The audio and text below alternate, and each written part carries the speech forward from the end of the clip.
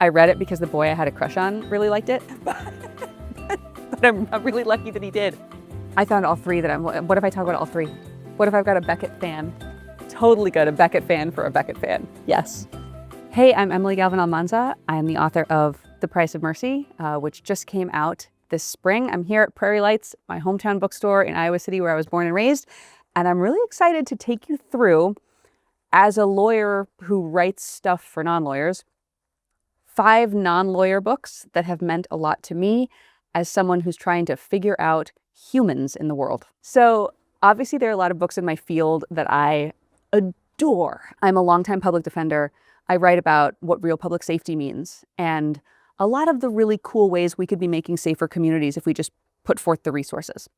And so some of the books in my field that I most adore, obviously the new Jim Crow, Just Mercy, Copaganda, Punishment Without Trial. Like, I could spend an hour giving you 40 books that you should read in my field. But instead of taking you through everything and anything about prisons, punishment, safety, race, and equity, I thought it'd be really fun to talk about a few books that are just about what it is to be human in the world and how we understand each other. The reason that's important to me is that our legal system is actually just humans in rooms. Some people get to wear special clothes and sit up high and make decisions about other people. But at the end of the day, what we conceive of as a system of laws is actually a device we've built to place our faith in total strangers to decide what is true and what is just.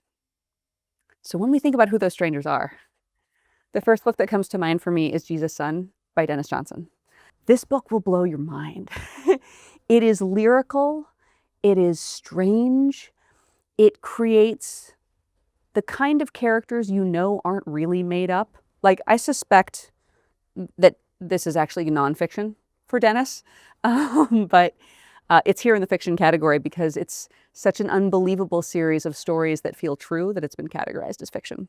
It takes us through aspects of non-ordinary encounters, like a night working in an ER, that read as surreal in literature. But if you go into a field like mine, if you become a public defender, you realize that these stories are playing out every day in certain spaces of our world: emergency departments, public defender offices, jails, the bowels beneath the courthouse. So Denis has always felt not just luminously lyrical and incredible as a writer, but hyper real to me. Where are we headed next? Well, while we're here, let's talk about something less real. Let's go this way. We passed Márquez, which I got to pare it down to 5, right? No. Oh, man. You can have some extras. Okay. So the first book that I ever fell really, really, really in love with in 5th grade was 100 Years of Solitude. I read it because the boy I had a crush on really liked it. But I'm really lucky that he did.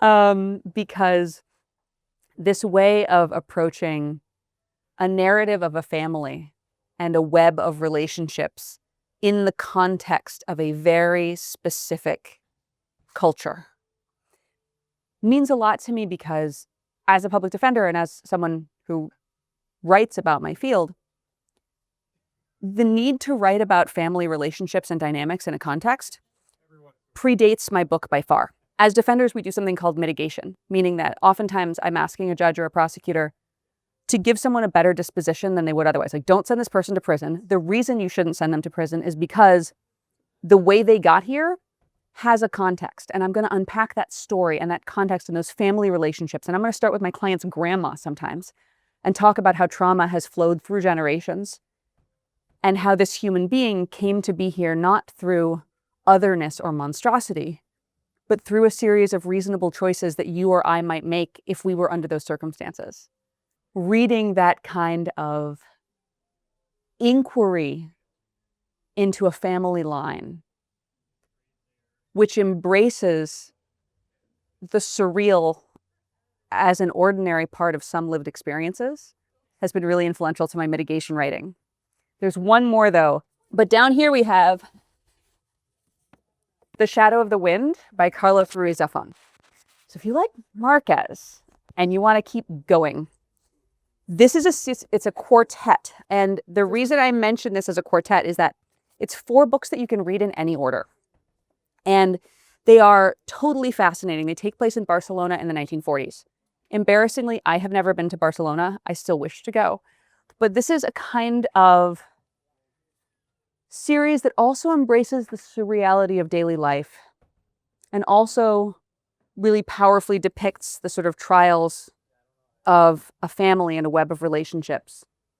But it does it in the context of incarceration, war, brutality, fascism, really dwelling on what aspects of our humanity survive attempted eradication and survive brutality. And I especially love this idea of 4 narratives that fit together like a puzzle but don't require a linear sequence.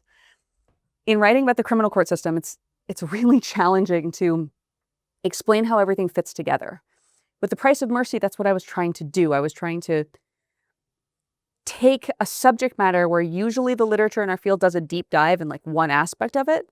You know, this is about plea bargaining, or this is about solitary confinement, or it's about the death penalty. But it all fits together, and each one piece of this system influences other pieces in a way that is toxic and dehumanizing, and actually, you can look at quantitative studies hurting us, like increasing crime, making us less safe.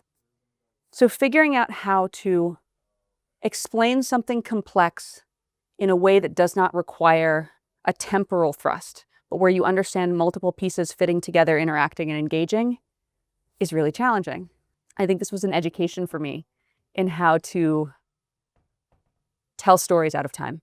Let's go back here. Let's just be efficient. We'll go back here.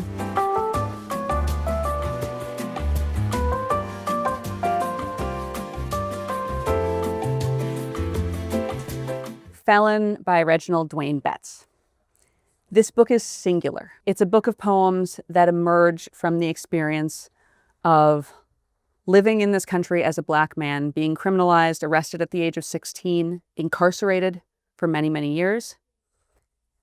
This book pulls no punches, but it also engages in some of the most explosively creative ways of conveying the truth that I've ever encountered. I'm going to show you something really cool from this book. The poems are profoundly powerful. I think it's reasonable to expect to cry a lot. There are works in this book that use redacted court filings as poetic act. So here's one of them. This is an actual filing, which Betts has redacted to reinvent it as his own lyrical work. I think my favorite one in here is about bail. It's in Houston. Here we go. Houston, which has some of the most devastating pretrial incarceration practices, and which was forced via lawsuit to rework their policies on who is released and how.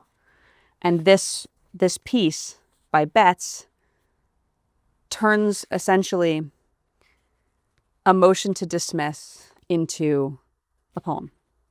It's really incredible. Bail, plaintiffs seek to abolish bail, to challenge Texas. Plaintiffs allege bail is unconstitutional because it fails.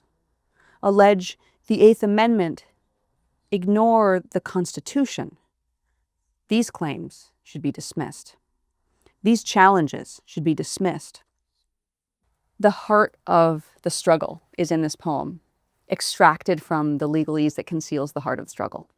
This entire book is amazing, and I really recommend it. Okay. Let's go next to Samuel Beckett.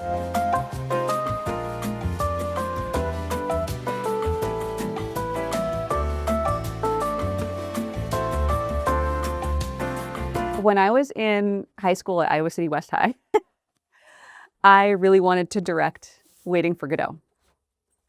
I fell deeply in love with this play because it's often produced as a sort of like, not nihilistic, but, you know, clearly existential, meditative, philosophical, post-apocalyptic work. It's really funny. Like if you do Godot right, it should be vaudeville. Each act should take you, to the heights of mirth and laughter and then crash you down to the devastating aloneness at the end of each act when the sun goes down. This play taught me so much about how to find the human warmth and humor in things that most people don't think are funny. And for me, my subject matter is massively depressing. I'm writing about devastating crimes and incarceration and future crime and public policy and a lot of data. 100 pages of my book is citations because I brought my receipts. This book taught me how to approach all of this with sometimes dark humor that lifts us up and that also shows us the beauty of incredible perseverance in the face of the objectively hopeless. Dee Dee and Gogo come back tomorrow. I will come back tomorrow. My book is about all the public defenders who come back tomorrow and who never, ever accept the invitation to set down their hopes.